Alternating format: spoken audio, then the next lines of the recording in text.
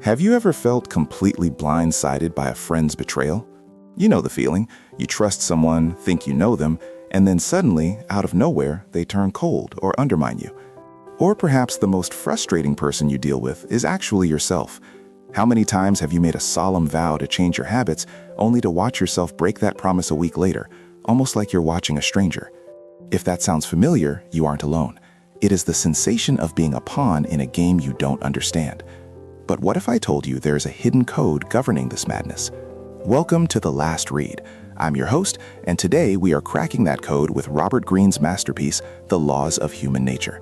This isn't just a psychology textbook, it is a field guide to the human animal. By the end of these 5 minutes, I want to give you a sort of psychological X-ray vision, the ability to see past the polite smiles and into the true intentions simmering underneath. To understand these laws, we have to understand the man who wrote them. Robert Greene is often called the modern Machiavelli. He's the author of The 48 Laws of Power, a book that became a Bible for hip-hop moguls and CEOs alike. Greene is a student of the ultimate chess game of history, and after a lifetime of studying why people rise and fall, he came to a humbling conclusion. For all our modern technology and fancy suits, we are not nearly as logical as we pretend to be. This is the foundation of the first law, the law of irrationality. Greene argues that we like to think of ourselves as rational, Spock-like creatures. We think we make decisions based on evidence, but in reality, we are about 95% emotional and maybe 5% rational. Think about the last time you sent an angry text message. You felt a rush of heat, a need to defend your ego, and you hit send. It felt great for 10 seconds. Then the logic kicked in and you thought, why did I do that? That is the emotional mind driving the car. Greene says the goal isn't to suppress your emotions, that's impossible, but to cultivate an inner Athena.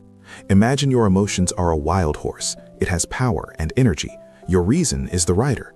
The rider doesn't kill the horse, the rider holds the reins. The goal of this book is to train that rider to create a split second of space between feeling and acting. But when we fail to control that horse, we have to hide. We realize raw emotion isn't socially acceptable, so we enter the territory of the second concept, the masks we wear. We are all actors on a stage. We nod when we're bored, we smile when we're envious. Greene warns that you must stop listening to people's words and start watching their micro-expressions. The mask always has cracks. But the most dangerous people aren't just wearing masks, they are obsessed with their own reflection. This brings us to the law of narcissism.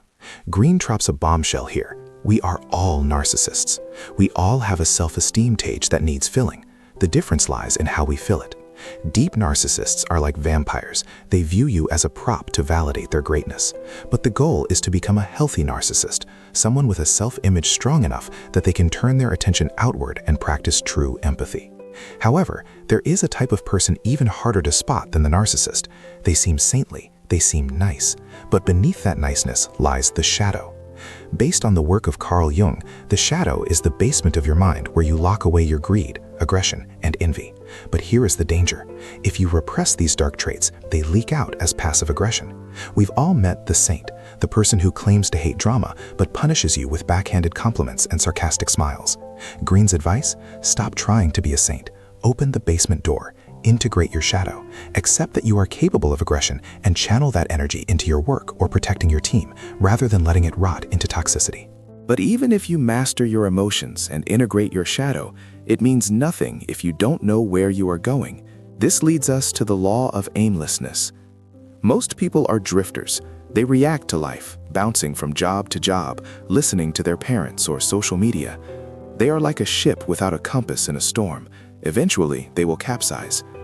You must reconnect with your life's task, those primal inclinations you felt as a child before the world told you to be practical. You need a destination. And finally, how do you find the motivation to pursue that task? You have to embrace the one thing we all try to ignore: mortality. We live in a culture of death denial. We act as if we have an infinite contract with life. Greene argues we need to practice memento mori. Remember, you must die. It sounds morbid, but it is actually the ultimate clarifier. When you realize the clock is ticking, the petty grudges and the fear of embarrassment fall away. You realize you don't have time to be mediocre. The laws of human nature forces us to look in the mirror. It teaches us that we are irrational, self-absorbed, and often aimless, but it also gives us the tools to grab the reins. If you want to stop being a leaf blowing in the wind of other people's whims and start becoming the author of your own story, I highly recommend picking up the full text. There is a link in the description below. And if you enjoyed this summary, hit that subscribe button for the last read. We have more wisdom coming your way. You have the map, and now you know the clock is ticking. Go out there and make it count.